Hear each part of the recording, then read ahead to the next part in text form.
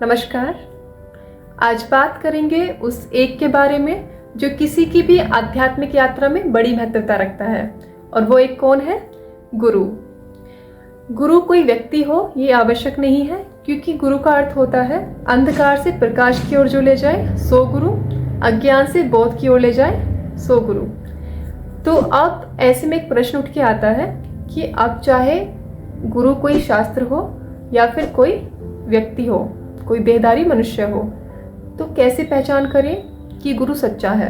क्योंकि किताबों के नाम पे जो किताब भी हमें शास्त्रों के नाम पे मिल जाती है कि भाई ये किताब है और ये शास्त्र है, पढ़ लो। और हिंदू धर्म में तो बहुत ज़्यादा है, तो बड़ा कन्फ्यूजन होता है कि कौन सी किसको सच माने किसको झूठ माने। ऐसे ही हिंदू धर्म में आज के टाइम पे गुरुओं की कमी नहीं है, तो वही कन्फ्यूजन फिर गुरुओं पे भी लागू होता है, तथाकथित गुरुओं पे भी लागू होता है। तो पहले समझेंगे कि सच्चा गुरु कौन है। इसके लिए हमें पहले जानना होगा कि झूठा कौन है, नकली कौन है, ढोंगी कौन है। उसका साफ हो जाएगा तो इसके ऑपोजिट फिर हमें पता भी चल जाएगा कि सच्चा कौन है। जो खुद को चमत्कारी बताने में लगा हो, खुद को अप्राकृतिक सिद्ध करने में लगा हो, तो समझ लो मामला गड़बड़ है।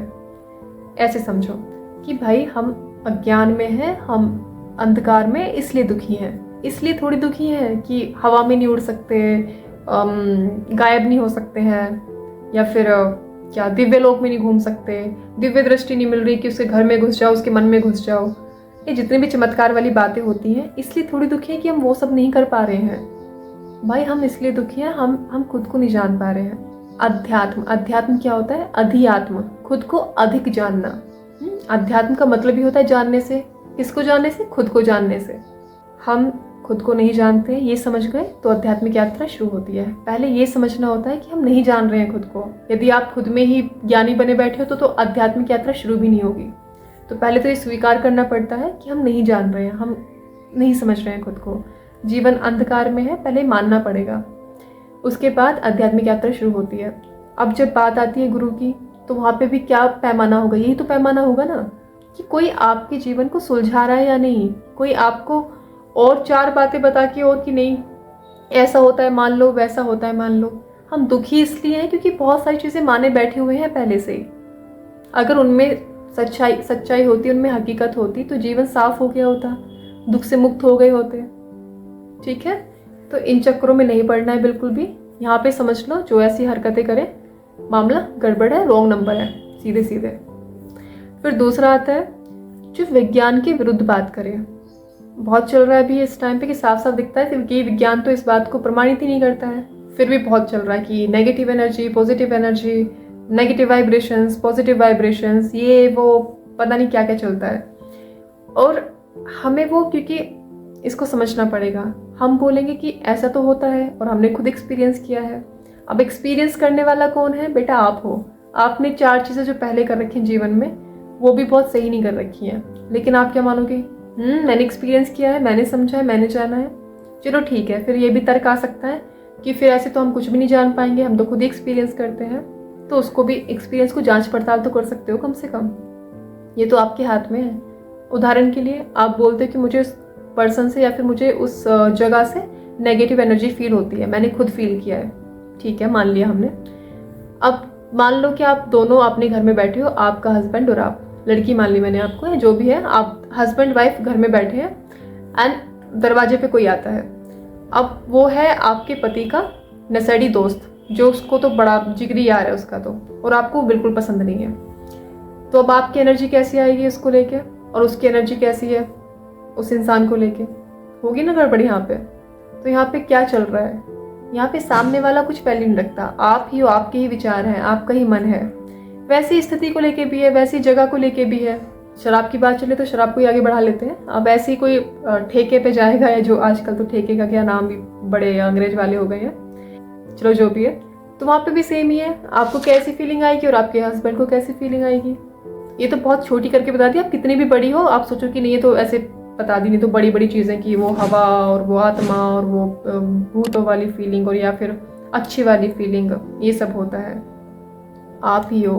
अब मान लो कि आप एक मंदिर जाते हो, अब आपकी बड़ी श्रद्धा है मंदिर में, तो आपको मंदिर में कैसी फीलिंग आएगी?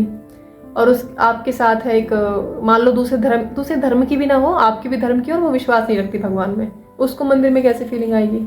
और आपका ये तर्क उठेगा कि नहीं नहीं, मेरी एक फ्रेंड थी या फिर मेरे साथ में ऐसे लोग थे जो जाते हैं और मंदिर में भी वो नहीं मानते, फिर भी उनको अच्छा लग जाता है, फिर उनको लगता है कि हाँ शांति। उनको बनाया इस तरीके से जाता है, उनका वहाँ का माहौल ऐसा होता है थोड़ा सा, और बाहर आप जैसे उस परिवेश में से जा रहे होते हो वो भी कई बार डिपेंड करता है। तो आंखें खुली रखना है। मैं ये नहीं बोल रही कि मंदिर गलत है, या इसको आप अनर्थ मत कर लेना बात का। बात ये चल रही है कि जो है वो हमारे मन से है, इसलिए हमें जानना होता है। अगर मंदिर भी काम का है तो आपके काम का है, या फिर कोई और भी जगह है, कोई इंसान है, वो आपके काम का है। और यहाँ पे ही अभी जो हम बात कर रहे हैं, तो पैमाना भी क्या है कि वो आपके काम आ रहा है या नहीं आ रहा है। जो सामने वाला है वो आपके काम आ रहा है। अब ये मत बोल देना कि उन्होंने, गुरुजी ने तो फलाना की, उनके कहने से तो मेरी नौकरी लग गई, या फिर उनके कहने से मेरी शादी हो गई। ये आपके काम आते हैं शादी या फिर आपके पैसे, वो भी बहुत संयोगिक होते हैं। यही बार अगर सब लोगों की नौकरी ऐसे लग जाए तो कोई बेरोजगारी ना बचे, पहली बात तो ये चीज़ें भी बड़े आंकड़े मांगती है, बड़ा पैमाना मांगती है, बड़ी समझ मांगती है। लेकिन हम वो सब करना नहीं चाहते कि बस हो जाए, गुरुजी के चरणों में गिर जाओ। प्रश्न कौन पूछेगा? जानने का मतलब ही क्या होता है? जानना, पहले प्रश्न आएंगे ना कि भाई शुरुआत ही किससे कर रहे हैं कि नहीं जानते हैं, तो जानने से शुरू होगा। तो जानने से रास्ता भी तो जानने से जाएगा ना। हम क्या करते हैं, चले गए, बस मान लिया, वो नहीं करना है। जो भी हो रहा है आप खुद पे भी प्रश्न करने हैं। अच्छा, मुझे लग रहा है कि सही है, क्यों लग रहा है मुझे सही है? तो प्रश्न जरूरी है, पहली बात तो अध्यात्म में। और दूसरा, प्रश्न सही अपनी ईमानदारी से उठे हो। ऐसा नहीं कि बस सामने दिख भी रहा है कि कुछ चल रहा है, कि मामला ठीक ठाक है, सब वो समझा रहे हैं, लेकिन मन को नहीं भारी वो बात, मन को पसंद नहीं आ रही, बेकार है, फिर छोड़ो। चीज़ें दोनों तरफ से होती है ना। देखो, ढोंगी बाबा ऐसा नहीं है कि वो ऐसे बड़े मजे से इतने ऊपर पहुंच जाते हैं, इतने लोग उनको इतने लोग फॉलो करने लग जाते हैं। कि हमारा मन है ऐसा, जो हमें चाहता है कि हमारी सुविधा के अनुसार सामने वाला बात करे। जो भी हमारे मन वाली बात कर देता है, क्योंकि हम तो है ही अज्ञानी, और अज्ञान को कैसी बात अच्छी लगेगी? जो उस अज्ञान से ही उठ रही हो। तो सामने वाला भी तो आपको बढ़िया लगेगा ना। अगर हमें ज्ञान ही होता तो हम जाते ही क्यों इस रास्ते पे? अब पहली बात तो ज्ञान नहीं है। फिर दूसरी बात, जो सामने बैठे हैं महानुभव, उनको भी पता है कि इनका मामला क्या है, इनको क्या चाहिए, तो वो आपके मन की पसंद की बात करेगा। उसे क्यों अपना धंधा बंद करना है? तो इसलिए ये सारी जो चीज़ें बहुत स्पीड से चलती हैं और बहुत, कहते हैं ना, बड़ी फलती फूलती हैं। उसमें हमारा ही हाथ होता है। तो बड़ी ईमानदारी रखनी होगी। जब जा रहे हो तो निष्पक्ष भाव से देखना होगा, अपने मन को भी एक साइड रखना होगा। चलिए, फिर अब इन बातों से इतना तो स्पष्ट हो गया है कि हाँ भाई, किनके पास नहीं जाना है। अब किसके पास जाना है? बिल्कुल इसका ऑपोजिट है, जो आपके जीवन को थोड़ा सुलझा दे, मन की बेचैनी को कम कर दे। जो देख रहे हैं साफ दिखने लगे, चाहे बाहर हो चाहे भीतर हो। खुद को भी देखें तो साफ देख पाए, बाहर देखें तो साफ समझ में आए कि क्या चल रहा है। ठीक है? इसमें अगर कुछ भी प्रश्न है आप पूछिएगा, क्योंकि ये बड़ा महत्वपूर्ण है। और अगर कुछ आपको गाली तो नहीं अगर कुछ कहना भी है तो आप मोस्ट वेलकम, आप बताएं क्या बात है, उस पर हम आगे चर्चा करेंगे। एटलीस्ट ये नहीं कि आप सहमत भी नहीं हो रहे हैं तो भी बताएं, ताकि हम उस पर बात कर सकें।